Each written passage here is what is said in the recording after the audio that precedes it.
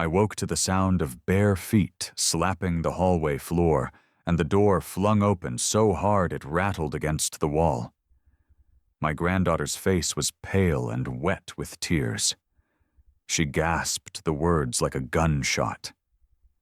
"They're taking your money tonight."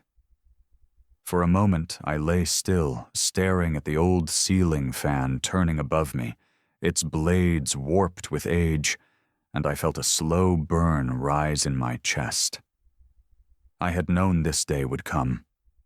I just never thought it would be delivered by the mouth of a child who should have been dreaming of lighter things. I sat up in bed, the springs creaking under my weight, and looked at her small frame clutching the doorway.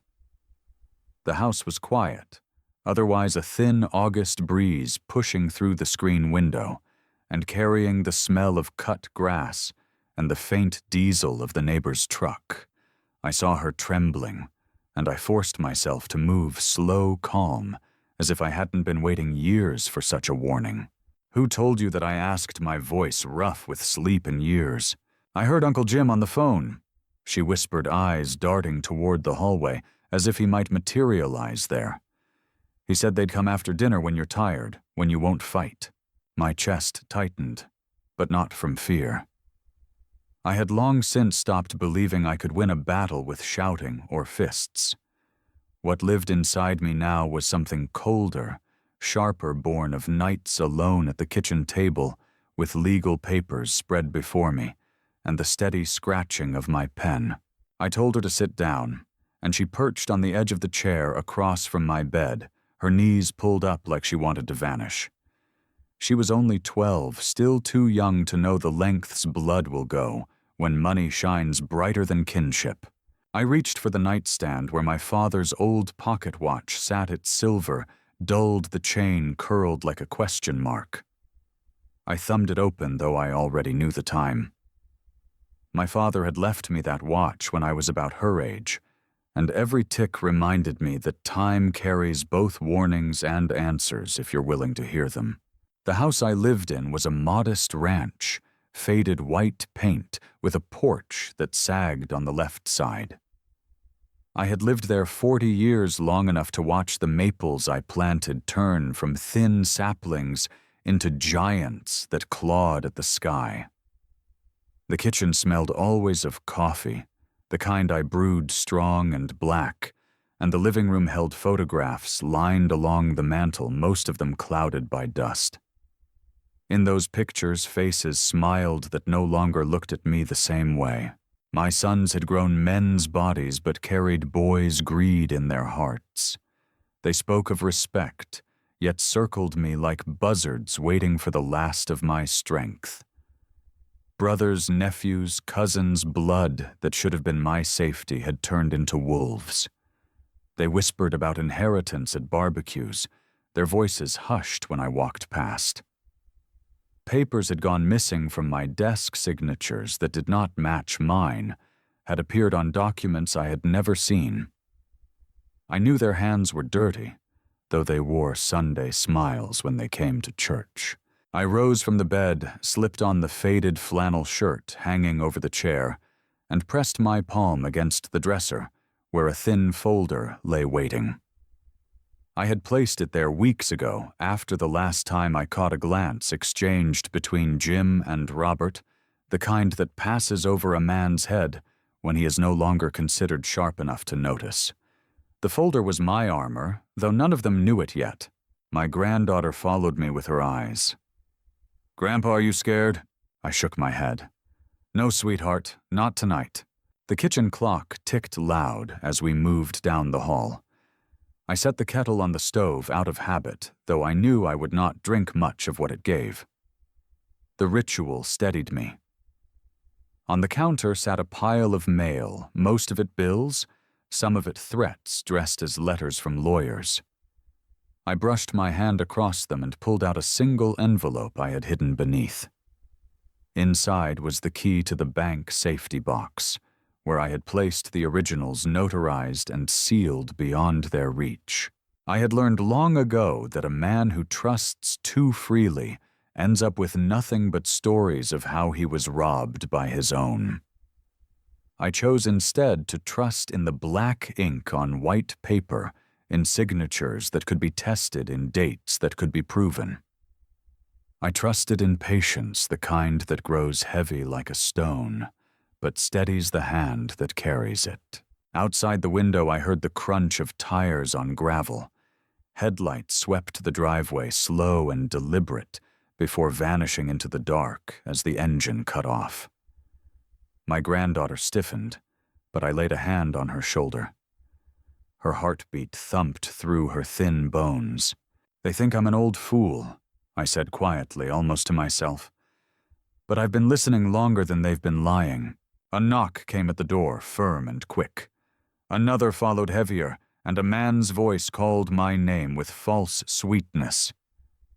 "Uncle, it's us. We just want to talk." I felt the air shift inside the house, the walls closing around the moment. My granddaughter's eyes were wide, her breath held. I motioned her towards the back room and turned towards the door, the folder tucked tight under my arm. The night was no longer just restless. It was about to split open. Before we continue, please subscribe to the channel and let us know where you're listening in the comments. The knock at the door echoed through the small rooms and settled heavy in my bones.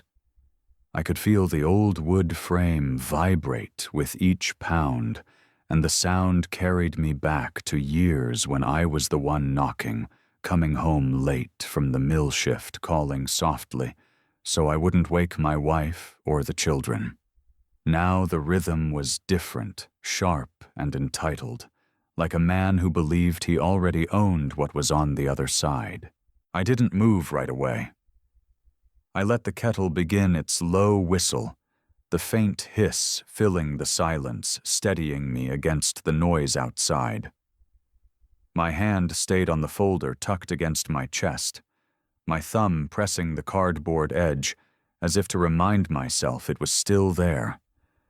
My granddaughter peeked from the hallway, her small face caught in the glow of the kitchen light, and for a moment I wished she could unhear everything slip back into her childhood, where betrayal was only something in books. The house held the weight of history. The worn oak table bore scratches from decades of Sunday dinners, from boys dragging their forks when they didn't want the vegetables I put before them, from birthdays when frosting smeared across plates and laughter filled the walls. The refrigerator hummed, covered in magnets collected from gas station stops and county fairs. Even the sagging couch in the living room carried the shape of my late wife's body, her quilt folded over the backrest, as if she might return at any moment. This was not just a house.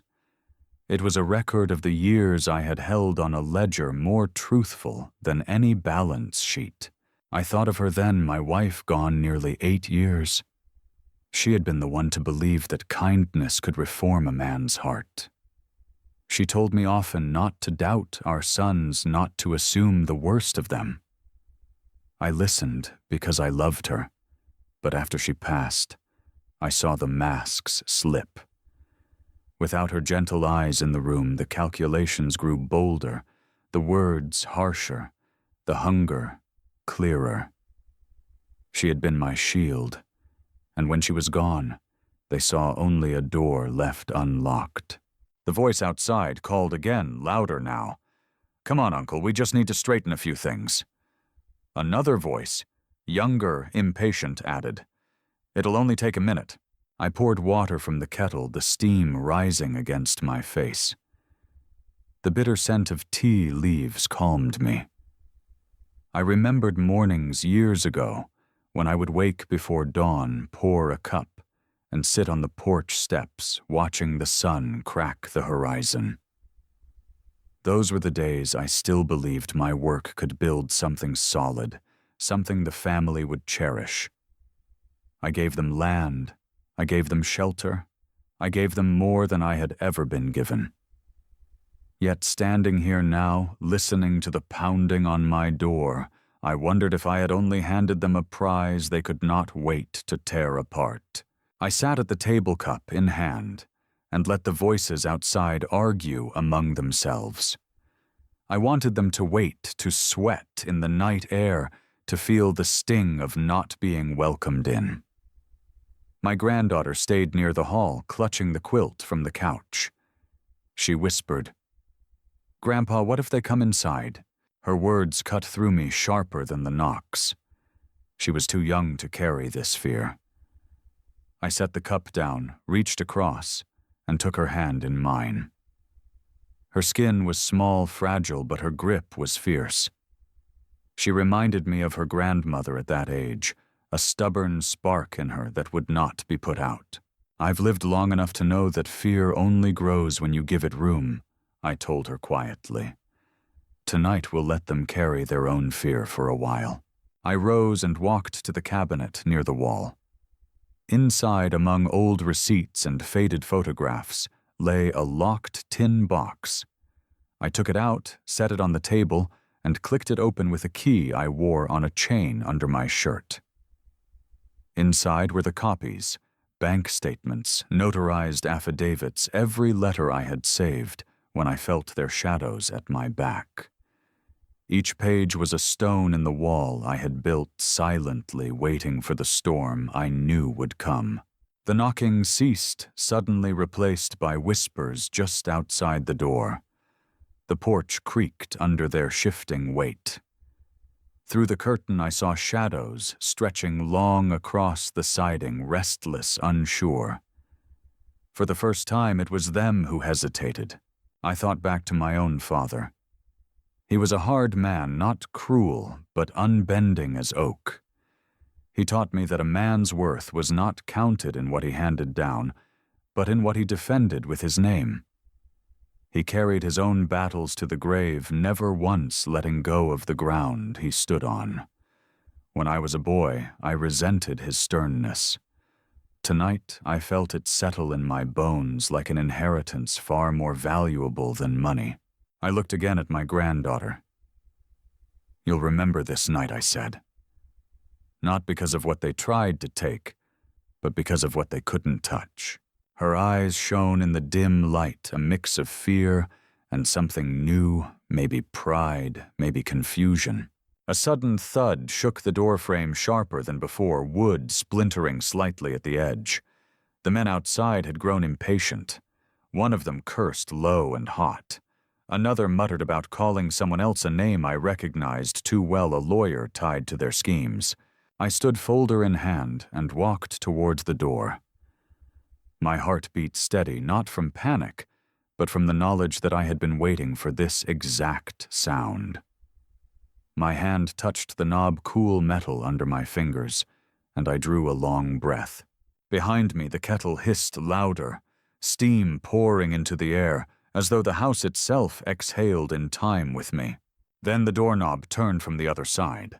The knob twisted in their hands, the metal clicking as if the house itself resisted. For a breath, I thought the latch might give that the thin frame of the old door would split under their insistence. But it held. I braced my palm flat against the wood, not to stop it, but to feel the tremor of their attempt, a vibration that carried every ounce of entitlement they had nursed in whispers and secret papers. Uncle, one of them said, the tone sweetened again, slick like oil over gravel. "We don't want trouble. We just need to settle accounts before it gets messy." I could hear the rustle of fabric, the shuffle of shoes on the porch. My granddaughter clutched the quilt tighter, her eyes wide, her body rigid like a deer ready to bolt. The thought of her carrying the memory of men breaking into her grandfather's house stirred something darker in me than fear. I cracked the door open just enough to face them. 3 figures stood in the dim glow of the porch light.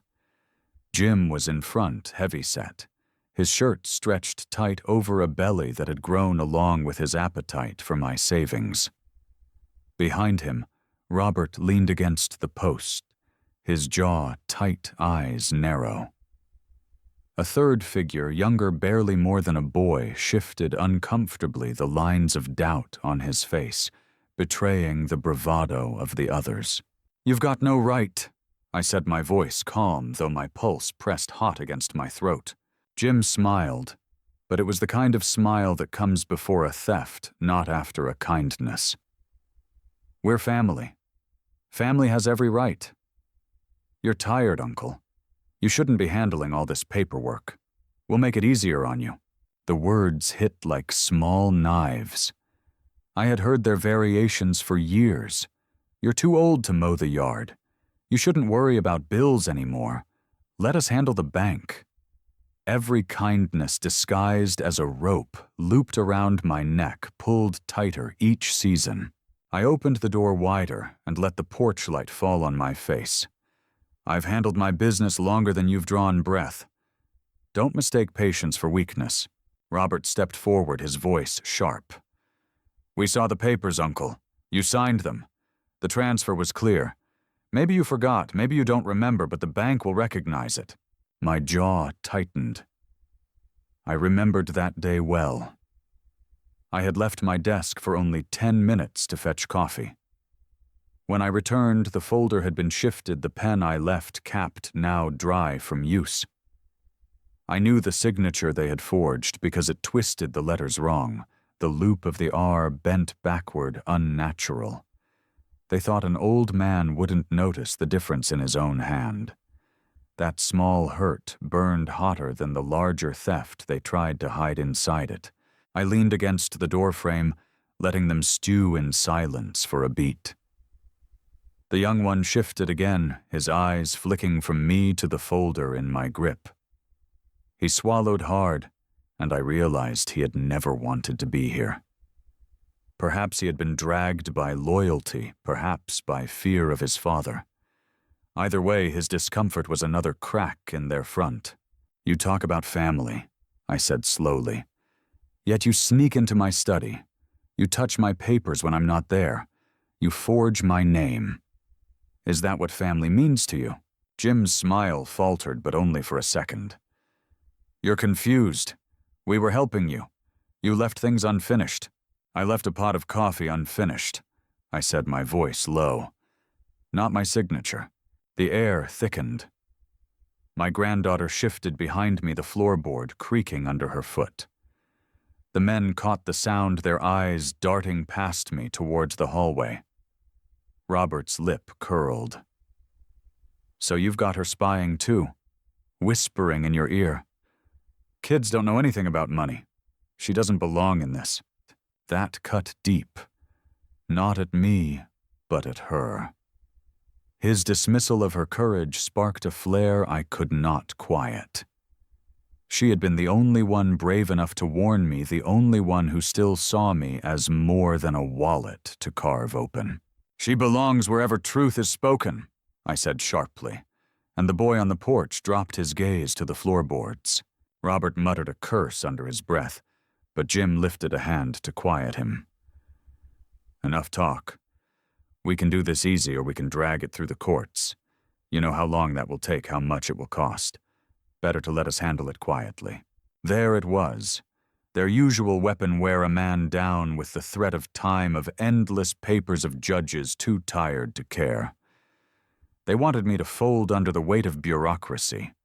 They thought the law was their shield. What they didn't know was that I had already walked that battlefield before they even sharpened their spears. I let the silence hang, then slowly raised the folder so the porch light caught its edge. Their eyes followed it like moths. This, I said, is every lie you thought hidden. Every false line, every stolen page. You believe I've been asleep, but I've been watching. And when the sun rises, so will the truth. For the first time, I saw Jim's confidence falter. His eyes darted towards the younger boy, then back at me. Robert's fists clenched, his knuckles white. And then from the far end of the driveway, a pair of headlights cut through the dark. The gravel crunched under slow tires. A car door slammed shut. Heavy footsteps followed. The cousins on my porch stiffened their faces, shifting from smug to wary. I held my breath as the shadow approached, long and deliberate, stretching across the yard toward us. The shadow lengthened as the footsteps neared the sound of gravel grinding under boots, steady as a drum beat. My cousin shifted on the porch, their bravado thinning like fog under the sun. Jim's hand twitched near his belt, not for a weapon, but for the comfort of appearing in control. Robert's eyes narrowed sharp with suspicion. The younger one backed a step into the corner of the porch, his breath quickening. Then the figure came into view. My eldest son, Mark, climbed the porch with a stride that carried the authority he had practiced his whole life. He didn't knock, didn't pause, only stopped beside Jim and glanced at me with a look that tried to pass as steady. His presence thickened the night, and my granddaughter drew tighter against the hallway wall. "Dad," Mark said flatly, his voice low, steady, as if he were addressing a stubborn employee, not his own father.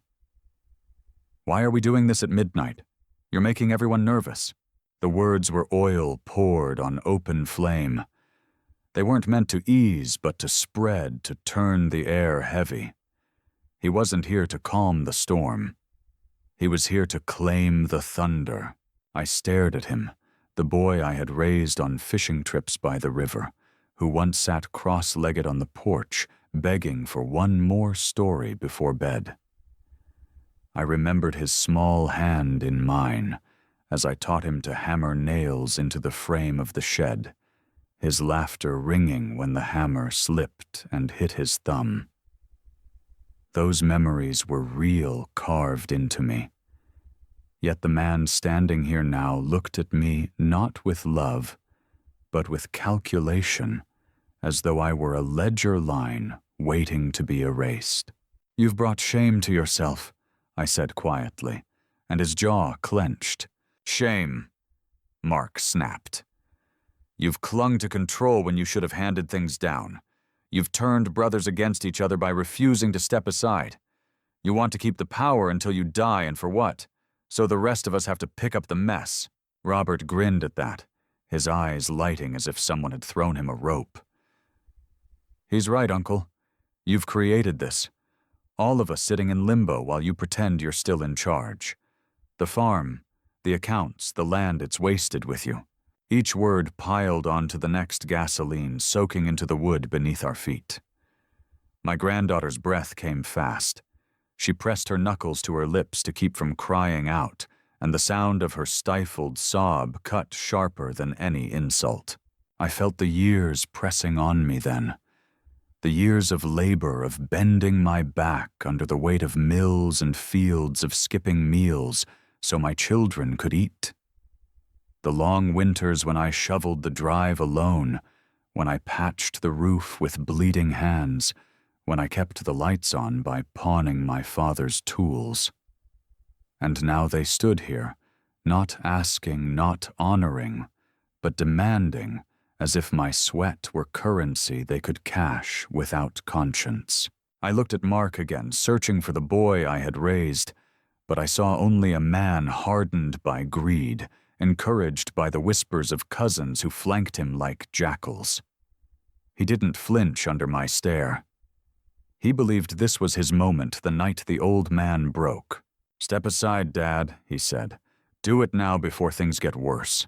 Behind him, the younger boy whispered something, his words drowned by the rising chorus of my kin pressing closer, their shadows swelling across the porch. For a moment I saw not men, but a tide rolling forward, each face carrying a fragment of betrayal, each mouth repeating the same hunger. Memory bled into the moment.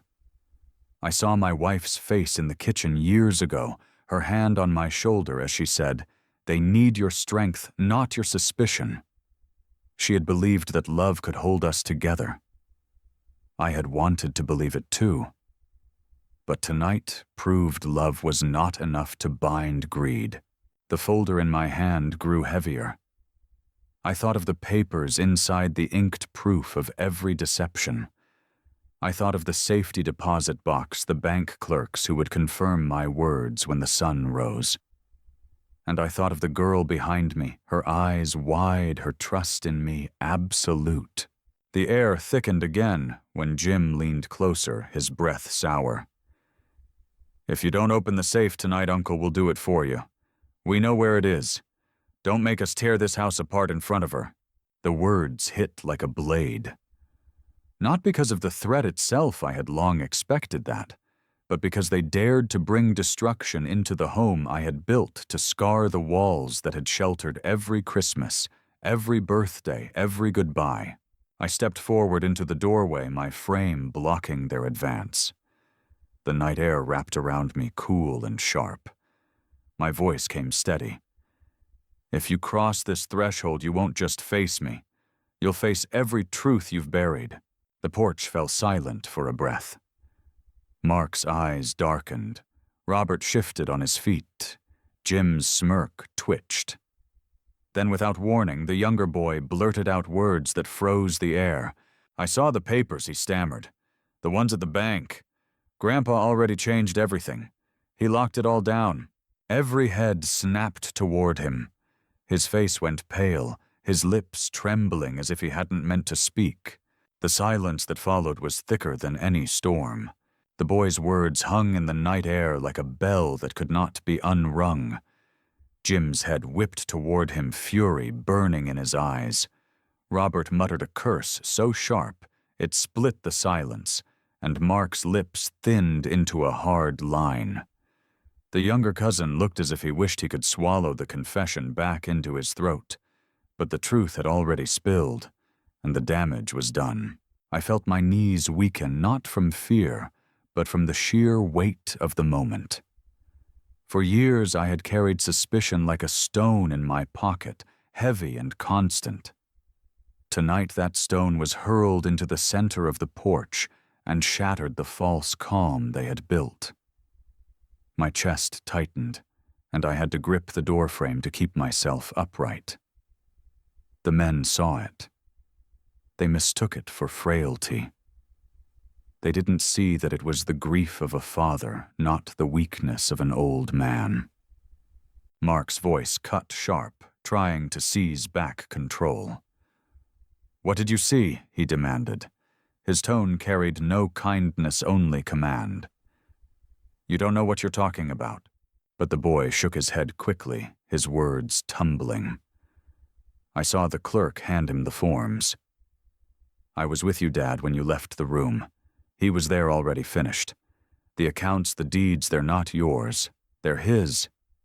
He made sure. The look on Jim's face turned dark, the kind of darkness that doesn't shout but simmers. His hand shot out, gripping the boy's arm so tight the knuckles blanched. "Shut your mouth."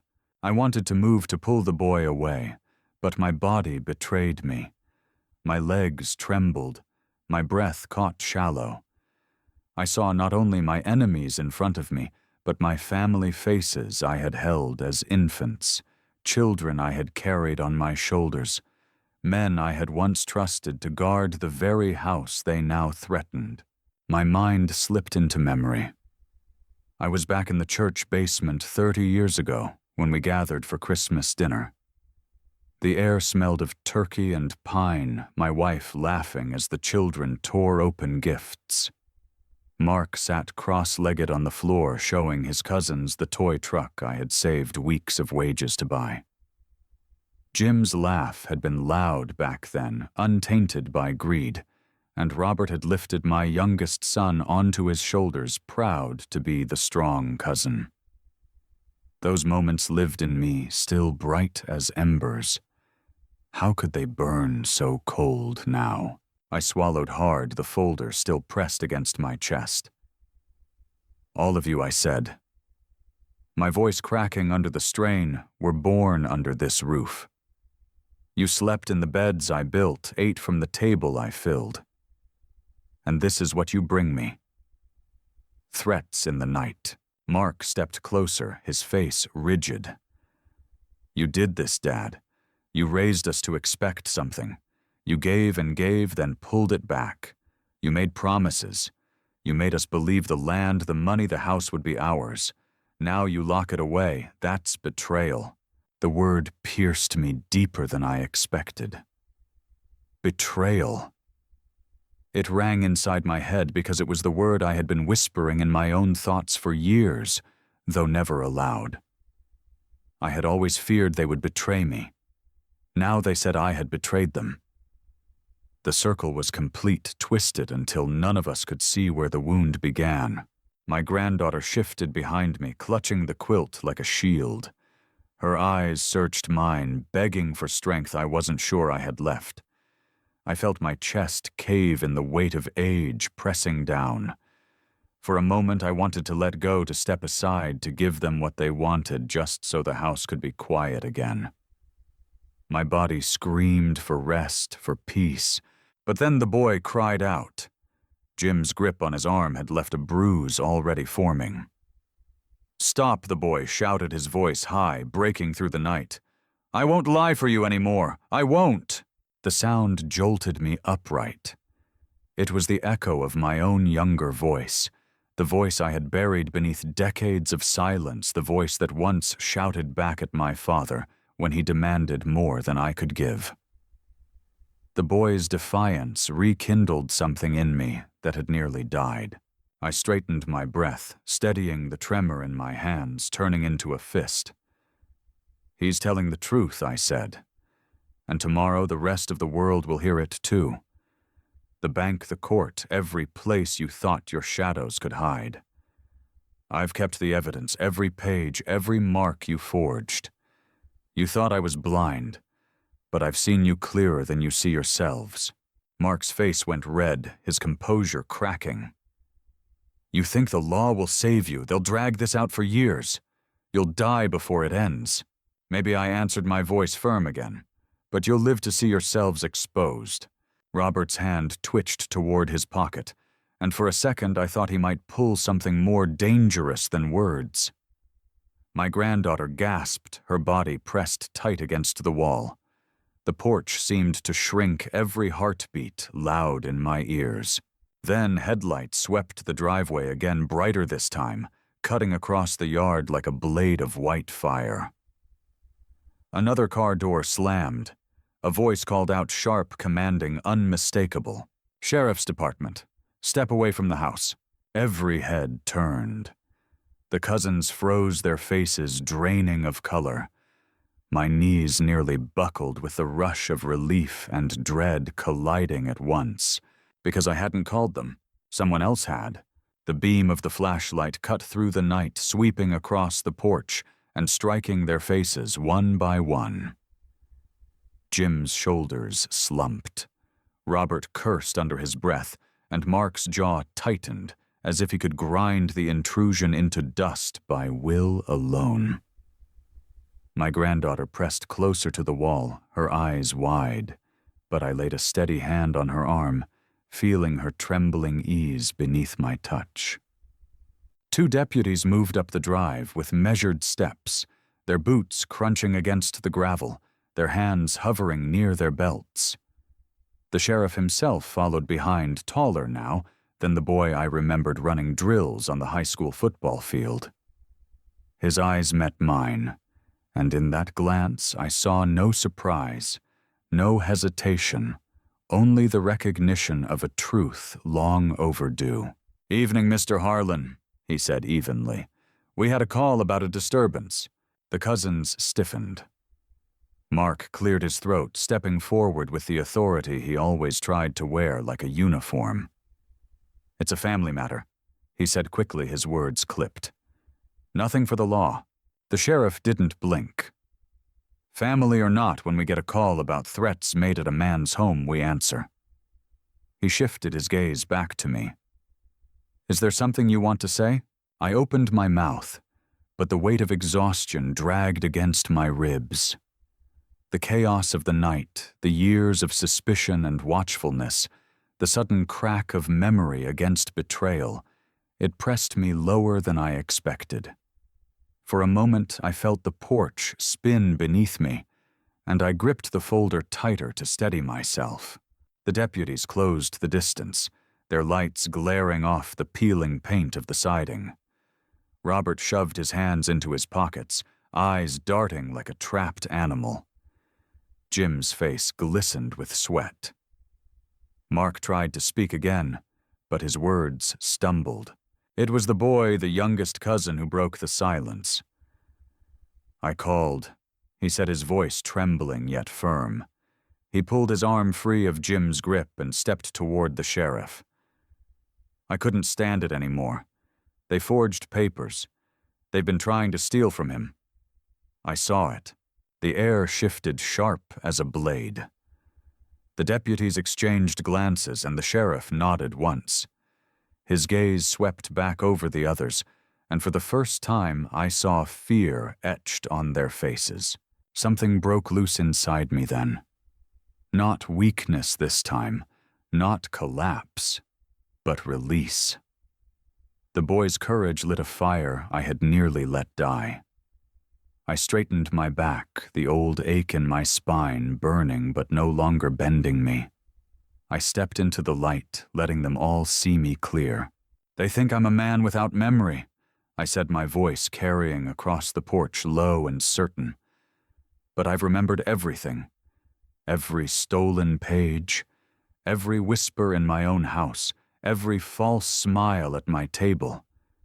And I've kept it." I lifted the folder, the cardboard edges worn smooth by months of my grip. "This holds more truth than they're ready to bear. And tomorrow it goes where it belongs." Mark lunged his hand, shooting out, but the deputies were quicker. One grabbed his arm, the other stepped between us, and in an instant the night erupted with shouts, scuffling feet, the crack of authority, meeting arrogance. My granddaughter gasped, clutching the quilt tighter, but I stood my ground, the weight in my chest turning to steel. The sheriff raised his hand, his voice sharp. "That's enough. Step back." His eyes met mine again, steady waiting. I breathed deep. In that breath, I felt the years fall behind me, the endless compromises, the silences swallowed the love I had given freely, only to see it twisted into greed. Something inside me rose, not just against them, but against the part of myself that had accepted their encroachment for too long. I realized then that this was not about money. It was not even about land. It was about dignity. It was about standing tall in the final stretch of life and refusing to be diminished. I had given them enough. What I had left I would guard with every fiber. The deputies held the cousins in place, their protests spilling into the night. Jim shouted about misunderstandings, Robert demanded lawyers, Mark spat curses sharp enough to sting the air. But none of it mattered anymore. The truth had cracked open, and there would be no stuffing it back into the dark. I turned to the boy, his face pale under the porch light.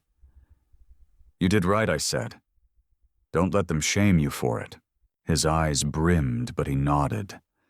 And in that nod, I saw the faintest glimmer of redemption, a seed of honesty that might still take root in this broken tree of ours. The sheriff cleared his throat. "We'll need statements," he said, "and we'll need to see those documents." I handed the folder over without hesitation, my fingers brushing the worn cardboard one last time. It was strange how light it felt in that moment, as if the years of burden had been lifted the second it left my grasp. But just as the deputies began to move down the steps, a sound cut through the night that froze me cold. From the far end of the yard came the sharp metallic click of a latch. The side gate swung open, slow and deliberate. Another figure stepped into the spill of headlights, taller than the rest, shoulders, squared face hidden in shadow. It was my youngest son, and he was smiling. The sight of my youngest son stepping through the gate cut sharper than the sheriff's flashlight.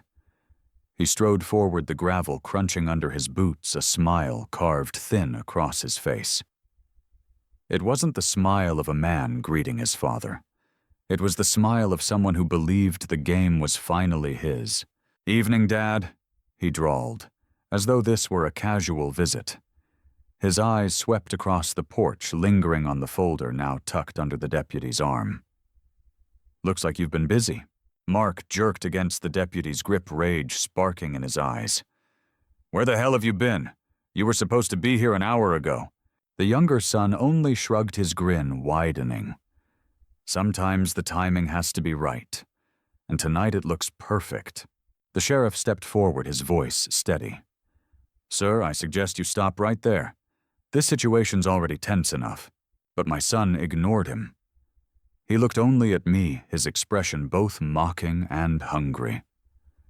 "You thought you'd shut us out with your papers, your signatures, your little locks at the bank? But you forgot one thing, Dad.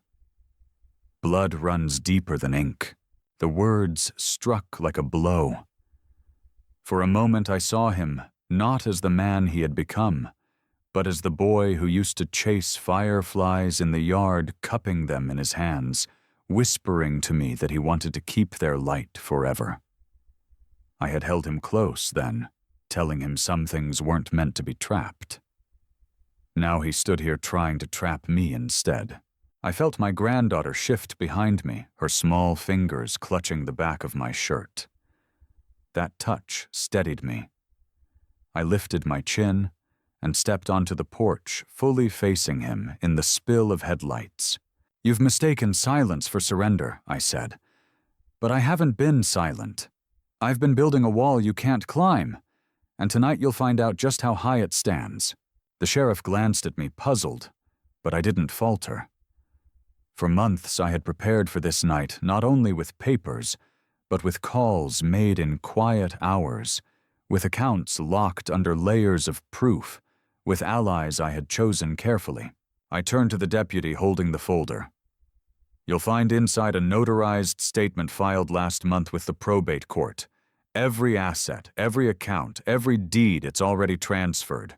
Not to them. Not to any cousin or son who would see me buried before my time." The cousins froze, their faces pale in the glare of the headlights. Robert cursed under his breath. Jim's hands twitched like he was reaching for something to hold on to. Mark shouted, his voice cracking. "You're lying." I shook my head. "It's already recorded. As of last week, the estate is in trust, managed independently. Not one of you can touch it. Not with forged signatures. Not with threats at midnight." Panic rippled through them like wind across dry grass.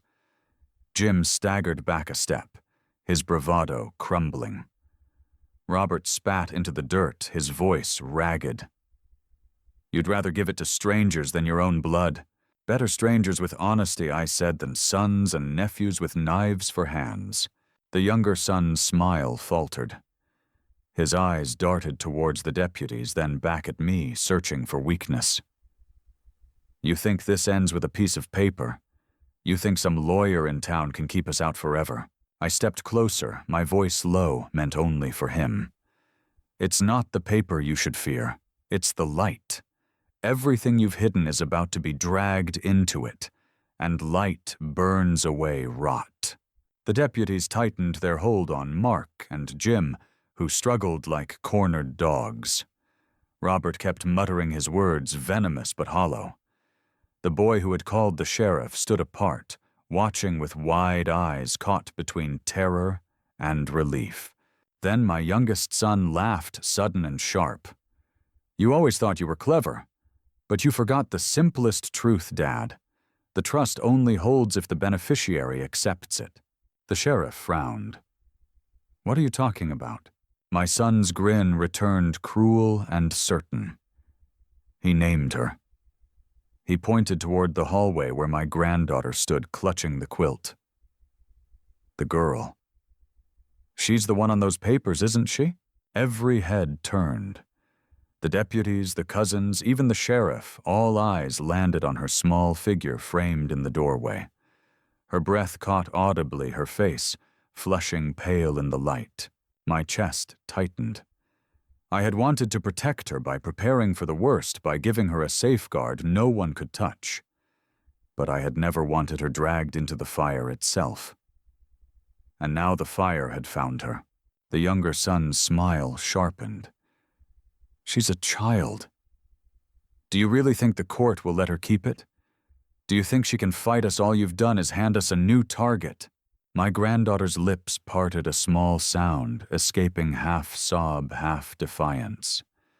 I turned, meeting her eyes, and in them I saw both her fear and her strength. She had been the one to run to me in the night. She had carried the warning. She had already chosen her place in this battle, though she was far too young to bear it. I faced my sons again, my voice steady though my heart pounded. "If you touch her even with words, you'll answer to more than me. You'll answer to the law, and to every eye watching when the truth comes out." But even as I spoke, I knew the night had shifted. The battle was no longer only mine, because my granddaughter stepped forward, her voice trembling but clear. "He's right. You can't take it from me, and I won't let you." The porch fell silent. The men stared at her, stunned by the defiance of a child. And then with a sudden motion, my youngest son reached into his coat. His hand disappeared into his coat, and every sound in the night vanished, leaving only the rush of blood in my ears. The deputies moved fast, their hands to their belts, flashlights swinging wide across the yard. My granddaughter gasped, clutching the quilt against her chest, but she did not step back. The porch boards moaned as my youngest son pulled free, not a weapon, but a folded packet of papers bound with a red string, his grin fierce in the glare of headlights. "You think you're the only one with documents," he said, holding the packet high. "I've got my own. Agreement signed, witnesses ready to swear. You've played your game, Dad, but so have I." The sheriff's eyes narrowed. "You better hand that over. Not a chance my son shot back. These prove he's unfit, that he's manipulated everything. The trust, the transfers, it won't hold. He's losing his grip, and everyone knows it." The words landed heavy because they struck at the wound I had carried all along. Was I losing my grip? I thought of the nights I misplaced my glasses, of the times I left the kettle too long on the stove, of the blank stretches where memory blurred. I felt the cousins seize on those words, their sneers hardening their confidence, returning in the shadow of doubt. But then my granddaughter spoke, her voice sharp, cutting through their noise. "He's not unfit. He's the only one who sees clear. You're the ones lying." Her words silenced them.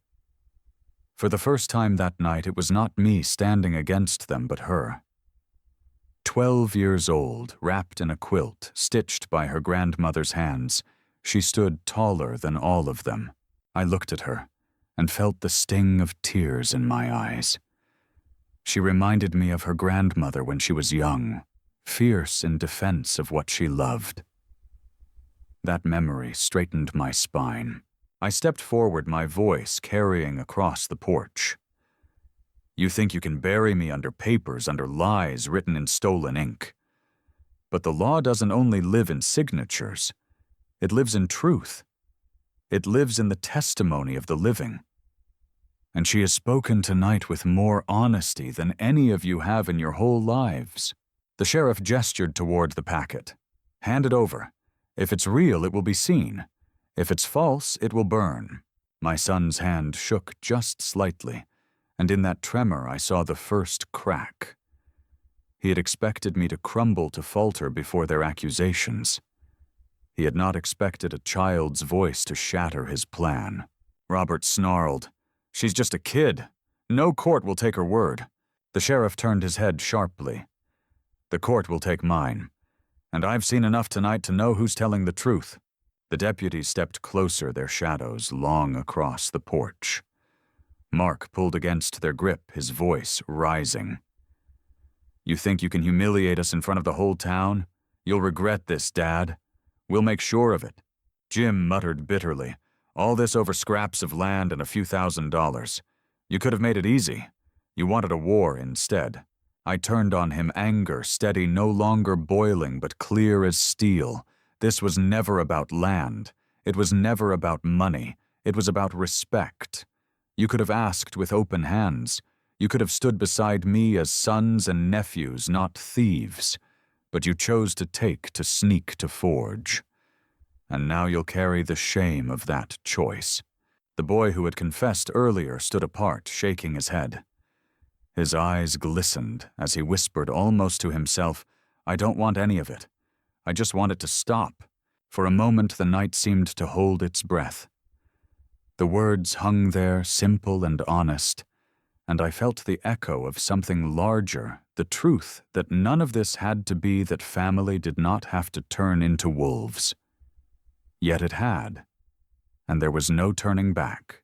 The sheriff reached for the packet in my son's hand. My son resisted, his voice cracking. "You don't know what you're doing. If these papers go public, it'll ruin everything. Our name, our future, gone."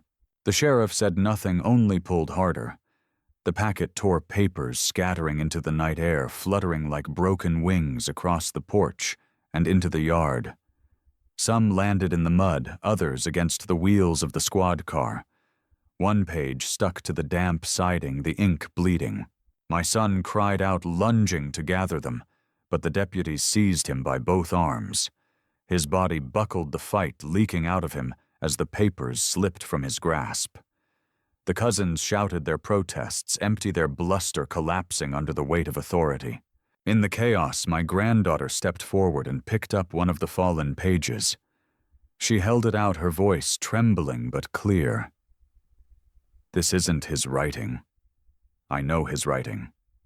This is fake." Her declaration cut through the noise. The deputies looked at the page, then at me, and nodded. The sheriff tucked the evidence under his arm, his expression grim but satisfied. The porch was a storm of shouting, of flashlights, and heavy boots of greed, unraveling under light. I stood still, my hand resting gently on my granddaughter's shoulder, my chest heavy but steady. And then, just as the deputies began leading the men towards the car, headlights flared again from the road. A third vehicle rolled slow into the drive, larger, darker, its engine humming low. The sheriff turned, frowning, one hand already on his radio. My stomach clenched, because I recognized that car. It belonged to the lawyer who had drawn up the forged papers. The black car idled at the edge of the drive, its headlights washing over the sheriff's cruiser and the scattered papers still clinging to the damp boards of the porch. The lawyer stepped out slowly, his suit catching the sheen of dew, his polished shoes sinking slightly into the gravel. He carried himself like a man accustomed to command, but even in the shadows, I could see the flicker of unease in his eyes. He had not expected deputies, not expected flashlights, not expected a child clutching a page of proof in her hands. I did not speak. I had nothing left to prove in words. The sheriff stepped forward instead, and in that simple movement I felt something settle inside me. For years I had carried the fight alone, doubting that anyone would stand beside me, but tonight the weight shifted. The law, imperfect as it was, had finally placed its hand against the tide of greed. The lawyer's protests faded into the night as the deputies gathered the last of the men. My sons and cousins were led down the porch steps, their curses softer now, their eyes avoiding mine. The boy who had called the sheriff lingered, his head bowed, torn between shame and relief. I let my hand brush his shoulder as he passed, not in anger, but in acknowledgement. Sometimes it takes just one crack in the dam for the water to break free. When the engines finally faded and the yard fell still again, the silence did not feel empty. It felt earned. I lowered myself onto the porch step, my knees aching the wood cool beneath me. My granddaughter sat beside me, still wrapped in the quilt, her face pale with exhaustion, yet lit with something stronger. She leaned against my arm without a word, and I felt the steady rhythm of her breathing. I looked up at the sky. The stars were faint, veiled by clouds, but I knew they were there as constant as they had been on the nights I carried each of my sons out into the yard to show them the constellations. Back then, I believed those moments would be enough to bind us forever. I thought love once planted would grow without tending. I know better now. Family is not a guarantee. Blood may tie us, but respect is the thread that holds the weave. Without it, the fabric frays. My mistake was thinking I could give endlessly without teaching them the weight of gratitude. I let silence replace discipline, let suspicion rot into distance. And when the day came, I discovered they had learned only hunger, not honor. But forgiveness, I've come to see, is not the same as forgetting. It is not handing back the keys to men who would burn the house again. Forgiveness is releasing the fire from your own chest, refusing to carry their poison deeper into your bones. I cannot forget the betrayal, nor will I excuse it, but I will not let it sour the years I still have left. Justice is slower, heavier, and less clean than vengeance. Tonight I saw that with my own eyes. Justice does not strike with fire and fury. It moves like a stone rolling down a hill, steady and unstoppable once set loose. And it needs witnesses. It needs light. My granddaughter was the light tonight. Her courage stripped the lies bare. She taught me something I thought I already knew, that truth spoken with innocence carries more weight than schemes piled high with signatures. I thought of my wife then, the softness in her voice when she urged me to believe the best of them. I could almost hear her again, in the hush of the wind through the maples. I wanted to tell her she was right about love, but wrong about its power alone. Love needs the backbone of respect to stand tall. Without it, love bends until it breaks. The night carried the scent of damp earth, the faint rust of the porch nails, the lingering smoke of distant chimneys. My life, simple as it was, felt enough. I had not won riches, nor had I built empires, but I had held my ground when it mattered, and I had passed something worth more than money into the hands of a girl who still knew how to tell the truth. I looked at her, her eyes heavy with sleep but still fierce. One day I said softly, "You'll have to choose what to remember and what to let go. Don't carry bitterness longer than you need. But don't let anyone take your dignity either. That's the one thing a person must guard." She nodded, though I wasn't sure how much she understood. Perhaps she would forget these words by morning. But the night itself, she would not forget. The sound of the knocks, the shadows on the porch, the way lies crumbled under light, those would stay. And maybe one day she would remember them, not with fear, but with the strength of knowing she had stood firm when it mattered. I leaned back against the post, the wood pressing into my shoulders, and closed my eyes for a long breath. The fight was not over. Papers would be filed, hearings would come, questions would be asked again and again, but something deeper had already been decided. I would not bend, not in silence, not in shame. Whatever years remained to me, they would be carried on my terms. The crickets began again in the yard, cautious at first, then louder, as if the world itself was resuming its rhythm. I listened, and the sound filled me with a quiet peace. The storm had not passed entirely, but dawn would come, and with it another chance to rise. Thanks for listening to the story. Don't forget to subscribe to the channel and leave a comment to let us know what you think.